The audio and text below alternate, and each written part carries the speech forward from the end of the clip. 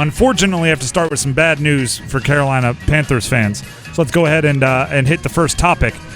Jeremy Chinn, a player who's been a show favorite. We really like him. Yeah. Speaking of players being misused, I think he's been wildly misused this year. Jeremy Chinn, quad injury, significant quad injury, according to Adam Schefter, expected to be out up to 6 weeks. Ooh. This is multi-level. First, you lost a good player. Mm-hmm. Next level, you lost a good player at a position that's already been absolutely ravaged by injuries. That's the secondary. J.C. Horn out for the foreseeable future. Xavier Woods, Von Bell out, and Dante Jackson has missed time. And now you mix in Jeremy Chinn, who's a part of that secondary, kind of.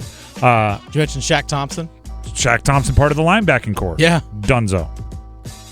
So that's level 2. Level 3, this tanks his trade value.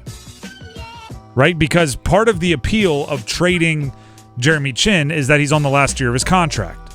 So you want to trade him to get some value back before he can walk on his own for free this offseason. The appeal of somebody else trading for him is he can help you for the stretch run, right? He can help you go be a contender. He can help you, win one more game or one playoff game, and you don't have to commit long-term to him to tie up funds for some other things you might have, some big, wild, and crazy ideas in the future. But if he's out 6 weeks, that goes well past the trade deadline. No one's going to trade for him, and if they do, it'll be scraps. And he's one of the few pieces that Carolina could have gotten a legitimate return for. Mm-hmm. That made sense to trade. So that's 3 levels of it hurts your defense now, it hurts your defense at a position of need now, and it hurts your future by limiting his trade value. That's the triple whammy. Bing, bang, bong. Dunzo. Would you still trade him? If I could. Yeah. I think I would too. I mean, now I think there's less time on the field for you to work out your differences. Right? Evero has less time now to figure out where he does fit in his defense.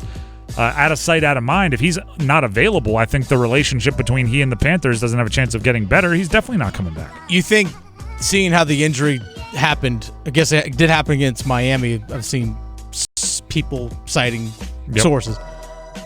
Does this accelerate the trade of a Brian Burns since they do have the bye week? Hey, you know what? We don't want to risk, if we are trading Burns or Brown or Jackson or Terrace Marshall, whomever,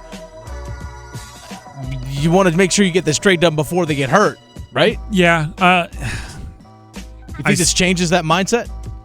I think it makes... I don't think... If the knock your socks off trade is not there by game time, I don't think you pull the trade. Yeah. Maybe it motivates them a little bit to hold them out. But also, I think actually what it does is it just makes them chew their fingernails more aggressively while watching the game. And it makes it so if...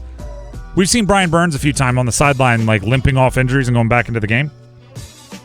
That's not happening anymore. If he limps, if he winces, if he stands up and does when you jam your finger, you do the hand waggle. Yeah. If he's doing that, all right, come on out. You're good. No, you're done. You're done. Don't risk it. They'll just be super cautious. But I don't think you force a trade if it's not there.